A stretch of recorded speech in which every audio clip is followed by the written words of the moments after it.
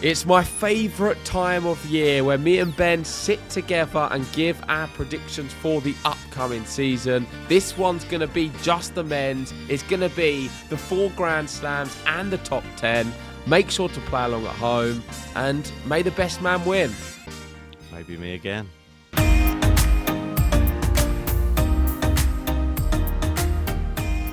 That's right, predictions time on GTL, and the one thing I'm going to be predicting is I beat you again in my 2025 predictions as I defeated you on the men's and the women's in 2024. We've never seen such a thing on GTL, but I'm excited. This is essentially a look forward into the future of next year, and that's what makes this so exciting. Because this is like sort of recency bias comes into play. You have a look at last year's Slam champions and you think, oh, will it happen again? Or will you get some brand new Grand Slam champions and people like pushing their way through the top 100 into the top 10? Will we have some surprise people in that top 10 this year, JG?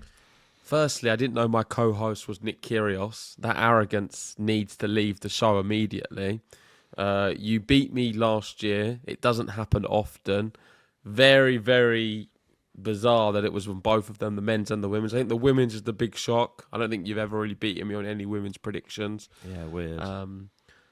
And the only way I can make amends is by beating you on both comfortably. And I feel my predictions will do that job. I've noticed that our men's ones are annoyingly similar. And I thought I was being a bit different with some, but you seem to have the same faults. I can confirm it was not done together. We both did them separately and independently. Yep. However, the women's, there is a few more differences as to be expected. So let's get into it. This one is going to be the men's. Make sure if you are watching at home, give us a like on the video, subscribe, and give us your comments throughout. It's interesting to see what you guys think at home. We've got the... what's it called? The Next Gen Tour Finals going on right now, which is quite interesting. And I'm sure that may feature in maybe some of our wild card selections.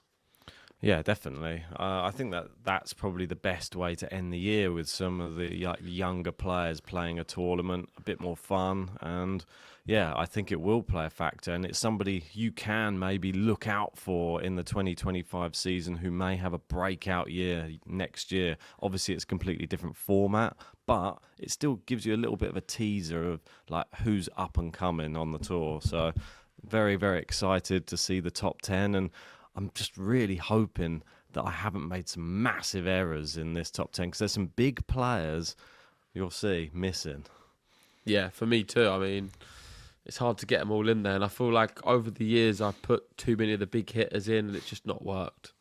So this approach, hopefully, is the winning approach. To note, this year, the one thing we're doing differently is this outside pick. So someone outside the top 100 who we think is going to have a great year. Whoever finishes higher of mine or Ben's one. What are we calling this? Outside pick? Yeah, a wild card maybe. The wild card of 2025. The most improved. Basically, we're trying to find the Paolini of the year. Well, I think your stipulation was outside the top 100 and someone who can sort of push their way up the rankings, really. That's what the good thing with this is it's easy to settle who wins as well, because it's whoever finishes higher. Yeah, exactly. There's no messing around with these nonsense points. The amount of points you gave me for Osaka and the Dow was, I think, not fair. And especially considering the other players, I got closer to you, but I still got plus 15. Yeah, I think we're going to change it a little bit, where we'll do it like it'll be plus 15 for the bracket plus however many away from that spot as well. That's convenient. We changed it this year. Well, anyway. it's always a work in progress, GTO, as you know. So we made sure Ben won, and now we're going to change the rules. Well, last year, if Ben's winning it next year, then we'll be okay. Yeah, well, they're good. Well, that Shouldn't was have picked him. ridiculous. 1,000 points. That's ridiculous. And now you've turned into him. Arrogant. Right, let's get into it. Top 10 for the ATP rankings. I will. I'll be giving you a ribbon. You're an Italian. That's what he does, isn't it? Right. So we're going to start with number 10. And number 10, I've gone for Andrei Rublev, my best friend. Big Snoop Dogg fan. Born on the same day as the Snoop. Doesn't like Drop It Like It's Hot. and there should be a shortcoming very soon on that. I think he's a fantastic player. He's got a few anger problems, no doubt. But there's a player in there. I think he's good enough to be in the top 10. I would be astonished if you didn't have him in there.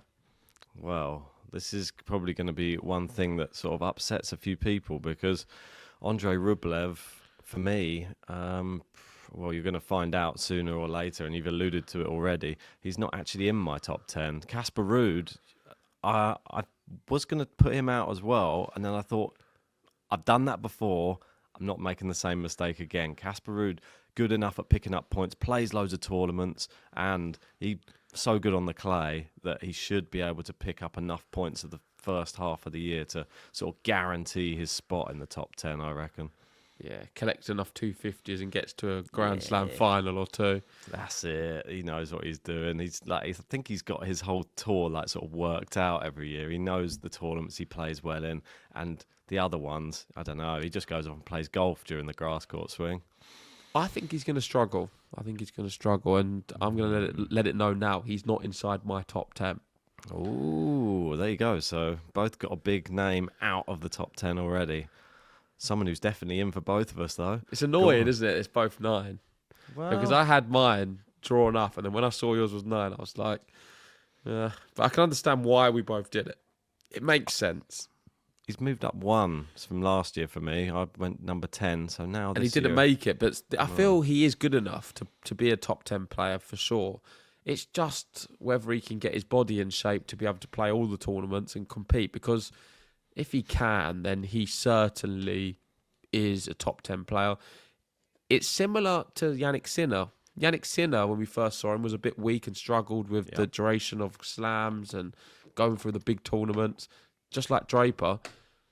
If he gets it together, we could see a Yannick Sinner story here. Jack Draper could be one who pushes for Grand Slams. That's how good he is. So I think it would be rude not to have him inside the top 10. Last year, I didn't put him in there because I thought it was a step too soon, and I was right. This year, I'm putting him in there.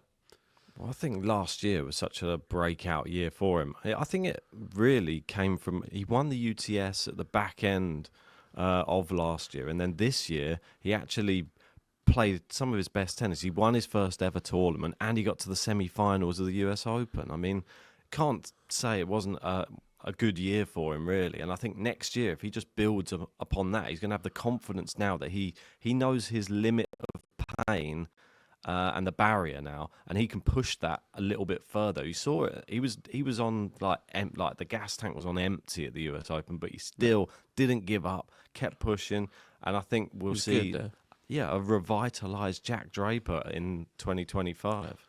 He's also played a lot of the big players now, so that's going to give him some extra experience, and tactically he'll be more prepared, I believe, this season. Yeah.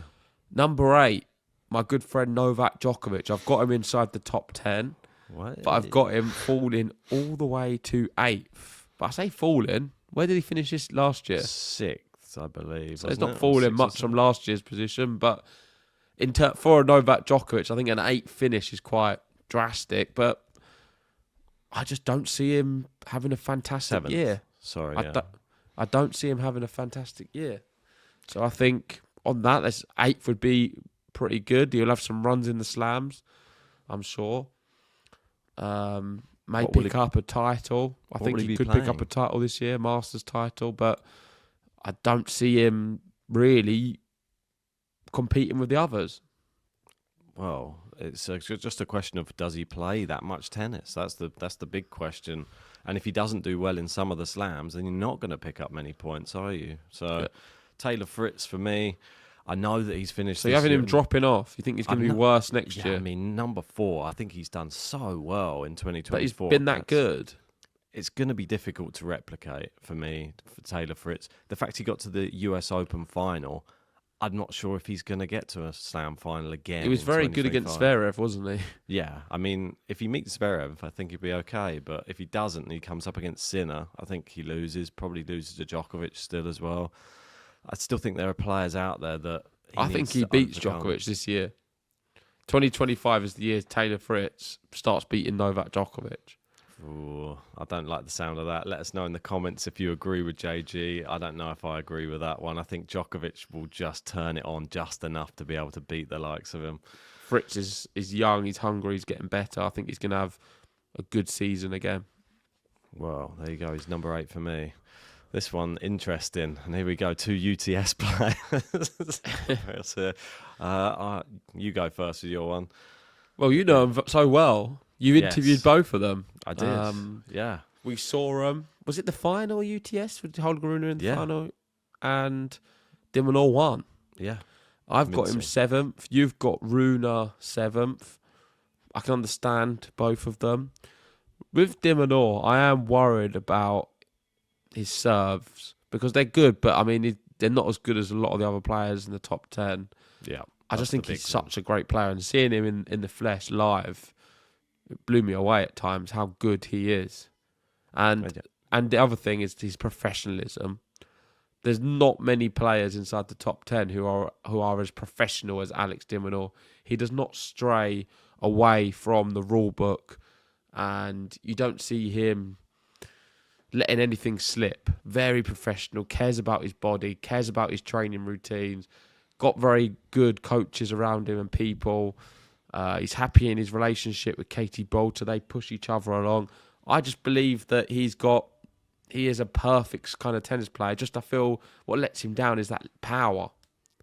Exactly, but he's growing all the time. As he said to me, he said he's working on the power, isn't he? That's it. So if he manages to correct that, that's the one bit of his game that's missing, I feel. So, and if he adds that, imagine how dangerous he'll become. So, Holger Rune is someone who does have the power, but he lacks consistency. And this is the one thing which we know. If Holger Rune becomes consistent and has a consistent coach and has consistent results, he will be in the top 10 for sure. That's like guaranteed. He is. Like, on his day, he could be the best player in the world, I think. But he's just never turning up. Well, he's never consistent, so you're never going to see. He's not better. He's never shown any signs of being better than Sinner or Alcaraz. Well, when he won the Paris Masters, he still wasn't that level. He looked incredible, and that backhand is probably one of the best backhands on tour.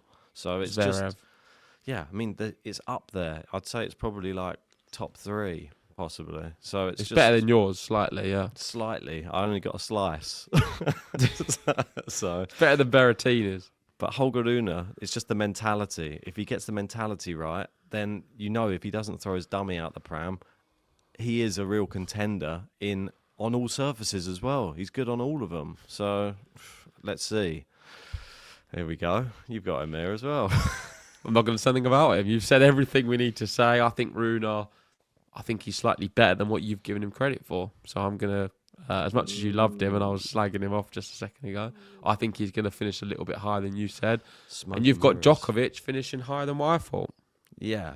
We're going to see an improved year for Novak Djokovic than last year then. Yes, I think we will. I think we'll see an improved year, but I think this year, for me... Just by a place, though. Was a little bit disappointing when it came to some of the bigger tournaments, and the only thing I think he had set in his sights was that Olympics.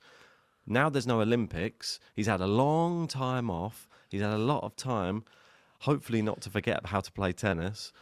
Now he's going to be fresh, and now we hopefully will see him run like a deep run in a slam, maybe more finals in slams. I think that it's possible. I don't want to say it, but this could be Djokovic's last big year on the tour. And I think like he could make a real run in all of the slams in 2025. He could even win one. Fingers crossed. He's definitely had a good night's sleep. Number 5. I've got big text here for Taylor Fritz because I don't want you to forget him. Thanks. There he is. Taylor Fritz, 1 less than this year. I think he's going to be there or thereabouts. I think he's always improving. He's showing form on all of the surfaces. I think he's someone who can go toe-to-toe with all the big players. He just can't beat Sinner and Alcaraz, but I'm expecting him. If he's faced against Djokovic, I think we're going to see Taylor Fritz beating Novak Djokovic in 2025. Now is the time it's going to happen. It could well happen, but I hope it doesn't. Alex de Minaur, we've obviously spoken about him already. I think this year is sort of his year to shine. He's shown at the back end of this year, and just because we've been at the UTS, yes, and I've seen him live, and I've seen what he's actually, his Is it capabilities. recency bias on our It part? is a bit, but look what happened with Jack Draper after winning the UTS Grand Final. He had a fantastic year on tour. I think winning that But not summer fifth. money, yeah, but I feel that his level is higher than Jack Draper. His fitness level, Alex de Minaur, is crazy. It's so high that if you're not at the same fitness level as him, he will grind you out and actually beat you. Outwork you. Yeah, literally, and his consistency is so much. The only thing he's missing is the power. If he adds that, and he actually just adds that one thing, he is top 5. I think he just needs a massage from Sinner's trainer, and then he'll be there. Oh God, no! Don't get Sinner's physio in. Right. Oh, Daniel, both got him at number 4. I think this is for a second year running. We've both got him there, is it? I'm not sure. No, I had him 3 last year, I think. Oh, did you? He's moved down a place for me. Ooh. But yeah, I feel Daniel. I feel like it's the top 4 are the top 4. So Yeah. Zverev, Medvedev, Alcaraz, Sinner, Yeah. and in that run-in, I think Zverev is better on the clay courts, and I feel based off that he's gonna push Medvedev more because he's so good, Zverev, and I think he's gonna finish above him just on that alone. I feel like he can't have as bad a year as he had in 2024. I just don't think it's possible. He will make adjustments, Daniel. I think he is one of the players who can beat a Yannick Sinner. We saw him. He was so close at the Australian Open. He beat him at Wimbledon. He is one of those players who can win a slam. He's a good hard court player, old Daniel. He likes it. He just needs to not back off to the backboard and just stand your ground, Daniel. Stop playing passive. This is where it gets annoying. So we've got the same 4. We've got the same 3 as well. Alex Zverev. And he's just there or thereabouts. It's a shame for Zverev because he's a fantastic tennis player. The greatest tennis player to never win a Grand Slam, I would say, in the history of tennis. There's other names in there, but I think Zverev, you've got to put him up there. He's made a few finals now, but he just can't get it over the line. And he's had one of the toughest eras ever with the likes of Federer, Djokovic, Nadal. And just when you think, okay, now's his chance, they're retiring, you've had Sinner and Alcaraz just come out of nowhere. And he's just always very good, but slightly below the best. But when I say slight, I mean he can beat the best still, but not consistently, and not in the Grand Slams, and not when it matters. But level-wise, he's pretty much there as well. Yeah, I mean... And can play the clay courts better than, say, a lot of the other players we've mentioned. Very good on clay. Final of Roland Garros in 2024. Won 2 Masters events. One Rome, one Paris. Just one of the best Masters players on tour, for sure. And definitely a great Grand Slam player as well. Will he ever convert one of those Grand Slam finals into an actual title? Yeah. How old's he now? Zverev is 27, so he definitely still has a few more years in the tank, I think. So I believe he'll go deep in tournaments again, like slams, but I don't think he'll win. So the big one, Alcaraz or Sinner. Which way have you gone? Here we go. Ta-da! We've gone for the same. We've gone for Sinner in 2 and Alcaraz in 1. That shocks First me. off, what's that? That shocks me a little bit from you. It shocks me from you. I went with this thinking, oh, well, he wouldn't have that. He's going to have Sinner. So I went with this with the knowledge that you're not going to have it. And this is what surprised me a lot. So as much as you say it shocks you, it shocked me.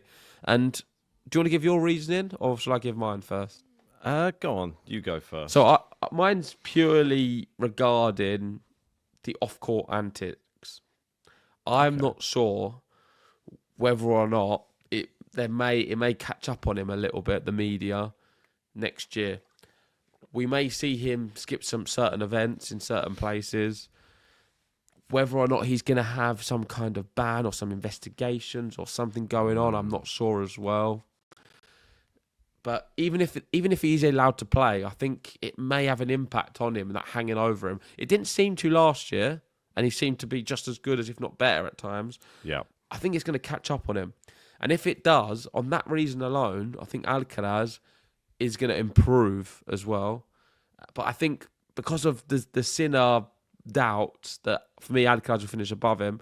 And then Alcaraz, I do feel like we're going to see a better level from him, because I think he's going to be a bit annoyed with the fact that Sinner stole his thunder yet last year. Alcaraz was, at the middle of the year after winning Wimbledon, it just won 2 slams in a row. He was having the better of the 2 seasons out of him and Sinner. He just sort of eclipsed him. If he ended in that same way, then he would have been the world number 1, and we wouldn't have been talking about Sinner in the way we are right now. And I think he's going to put some things right next year. I want to see him play less exhibitions, focus on the big events, and I want him to end strong. I want to see him do something great in the tour finals. That's what he's got to target. And he's only young. He's getting stronger. He's getting better and better. I think we're going to see a real big improvement in Alcaraz this year. Well, that is exactly the reason that I was picking him. The one thing, obviously, with Sinner, I don't think that the off-court stuff is going to affect him. This is not part of the reason I've picked that.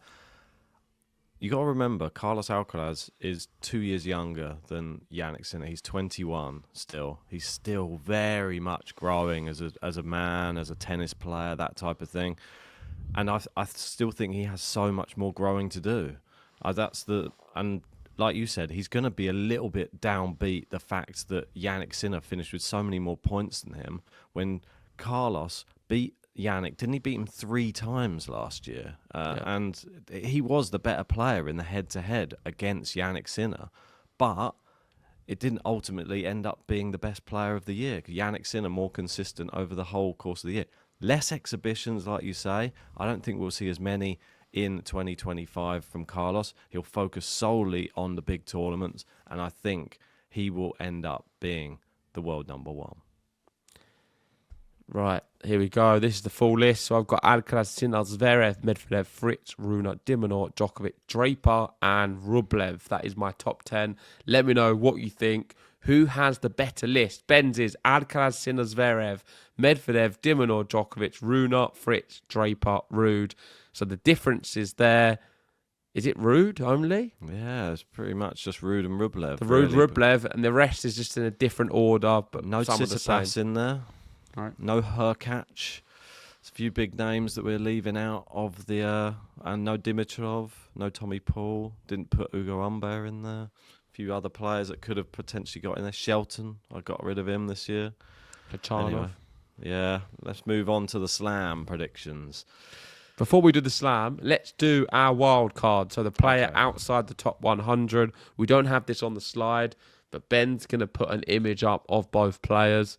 I can. I'll let you do your one first.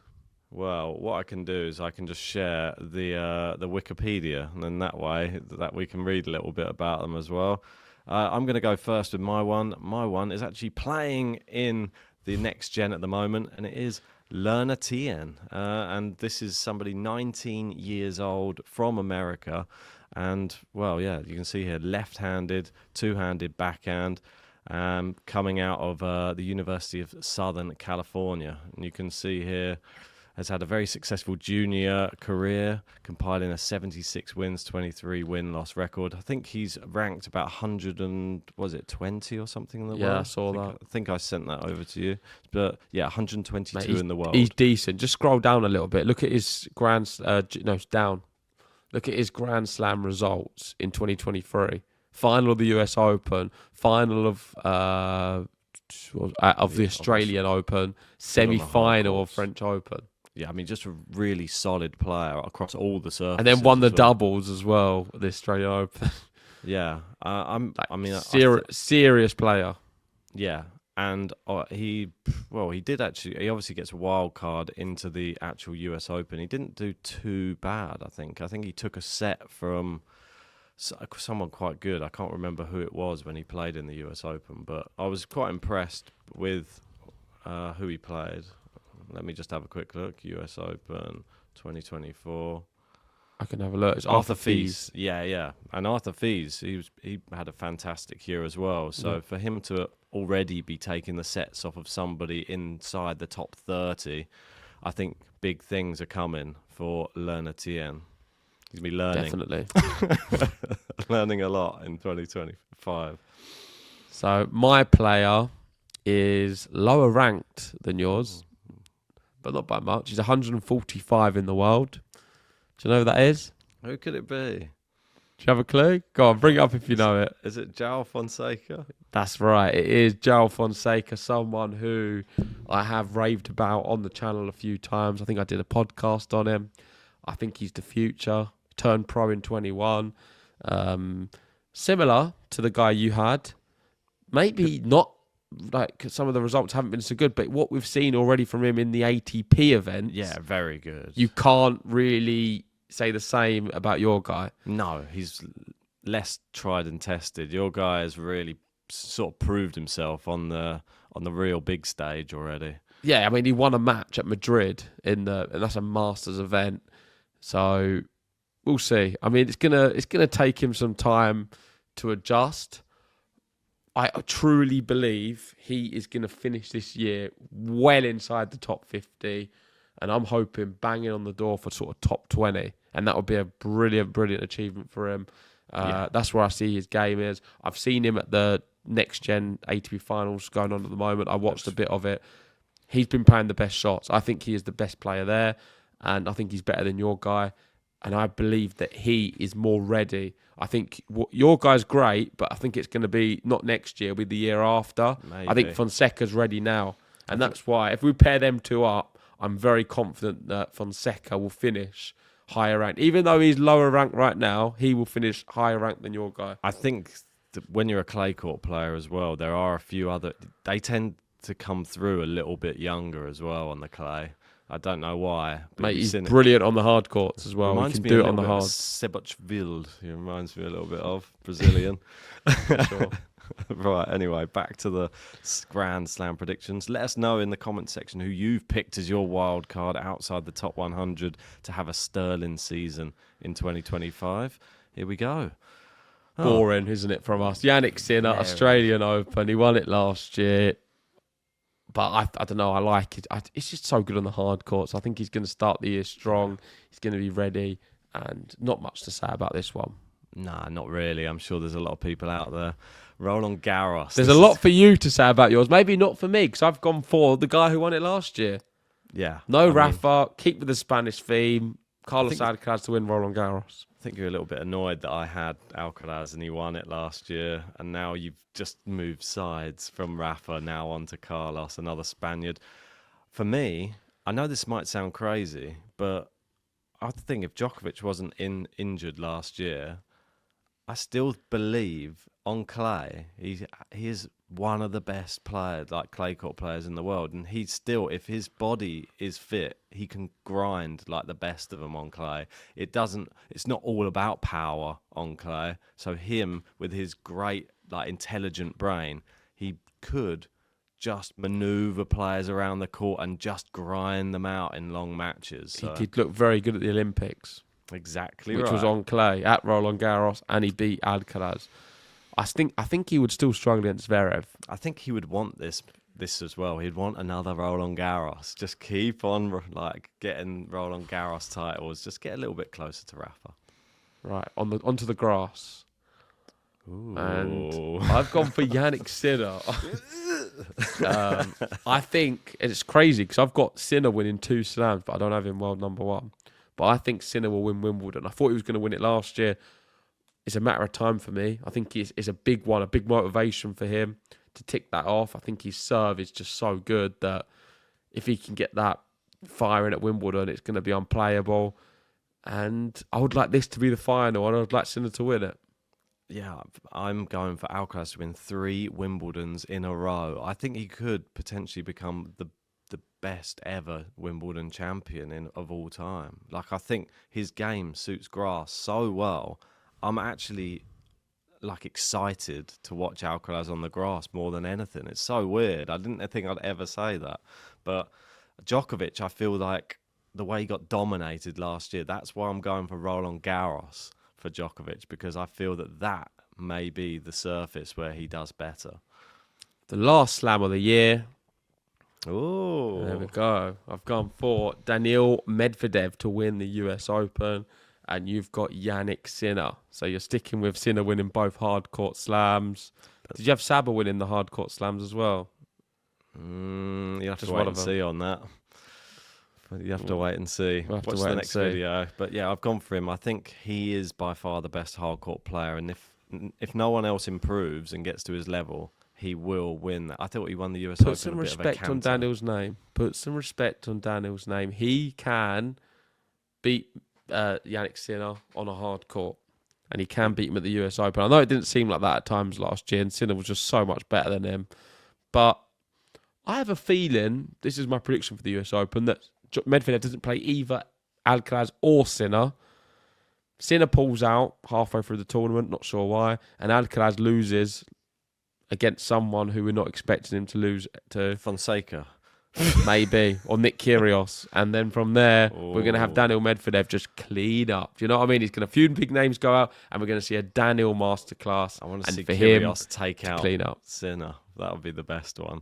But yeah, I mean, anything can happen. Isn't it crazy? We both got Sinner winning 2 slams, but finishing as world number 2. I mean, that means we obviously foresee Alcaraz having a fantastic, few Masters events. I think he'll be close in all of them, but maybe won't necessarily win them. But let us know your predictions in the comment section. And of course, thanks for watching. Like and subscribe. We want to see all of your comments. And may the best man win. I believe Fonseca will do better than your pick. And I also think that my top 10 is slightly risky. But I'm hoping... what's the big differential player for us? Ruud and Rublev. Yeah, I'm hoping Rublev... It's tight. I don't know. It's going to be really Very tight. With the close. men's one, it's tight. I don't know. I don't know much more to say about the top 10. We've both got Draper there. I think Rublev is a better bet than Ruud, though. It's tough because he did finish number 6 in the world this year, and Rublev down, wasn't he, in 8th, I believe. Yeah. So, yeah, anything can happen. It's a new year. I'm excited. The players are going to come back refreshed, and we're going to have the Australian Open at the end of Jan. Can't wait. There you go. Thanks for watching.